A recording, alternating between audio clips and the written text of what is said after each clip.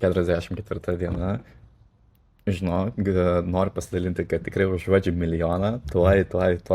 Tikiu, kad jisai atsiras ir pradės generuotis. Tai ok, neskaitant to, tai šiandien atsikėliau, atėjau į ofisą, dirbu iš ofiso, faina.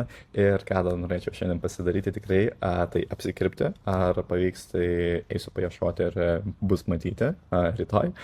Taip, o šiandien norėčiau pasidalinti tai būtent keletą darbų. Vienas tai su Samuelio elektroniniu e-mailu, ką pavyko pasikurti kalendorių, advento kalendoriui, sequence'ui visam. Ir tada kitas yra su automobilių sportu. Tai irgi atėjo, draugų draugas paprašė pagalbos, šiek tiek apsitvarkyti svetainę, šiek tiek ir pasileisti reklamą dar iki kalėdų. Tai ką padarėm, tai iki savaitės laiko pasikūrėm jau reklamas. Ir taip, o šiandien, kas dar papildomai nuveikta ir prie ko buvo dirbta, tai pasiruošta finansų verslui, australiškam Facebook'o formą, su visais klausimais, atlikta analizė konkurentų, užtruko šiek tiek. Ir tada Samuelio būtent Facebook'o reklamų analizė, biudžetų suskirstimas ir sutvarkymas, tada papildomų marketų pasileidimas ir papildomų headline'ų skalinimas. Tai taip atrodė diena ir dabar šokime ekraną, greitai pasižiūrim, ką pavyko nuveikti su e-mailais advento. Trumpai apie elektroninių laiškų sistemas taip pat naudoju Omnisendą ir dar taip pat populiarus yra Klaviyo. Irgi rekomenduočiau iš tikrųjų vieną ar kitą išbandyti ir pasižiūrėti, kuris yra tinkamesnis. Abudu turi savo pliusų ar niuansų.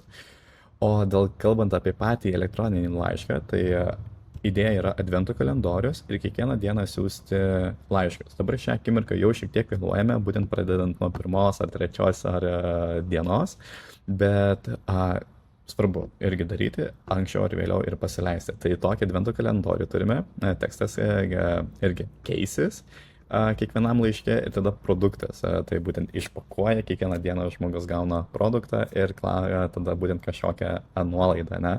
Tai būtent tas skirsis, bet turime tokį labai fainą būtent pagrindinį hero imidžą. Tada turime šitiek teksto, turim kategorijas ir dar papildomai idėja yra pridėti tokį citėjų. Bet kokiu atveju minimum, ką darysim, tai siūsim tokį elektroninį laišką. Tai trumpai apie advento kalendorių taip. Ir kaip minėjau, pasidalinsiu dabar ir parodysiu būtent kokius adsus pavyko pasikurti su automobiliais, ką būtent klientas, draugų draugas nori akcentuoti ir ką nori įsiparduoti, tai yra būtent automobilių kvapukai iš ąžuolo. Headline'as dar šiek tiek tvarkysis, turėtume šiandien pakeisti būtent, nes papiklis įdomiai skamba, ne? Bet layoutas ir būtent struktūra tai išliks. Tai turim tokią idėją. Tai va, tokie yra 4 vizualai su kvapukais. Ir tada taip pat jisai nori išeiti būtent su savo hudžių kolekcija ir nori parodyti žmonėm.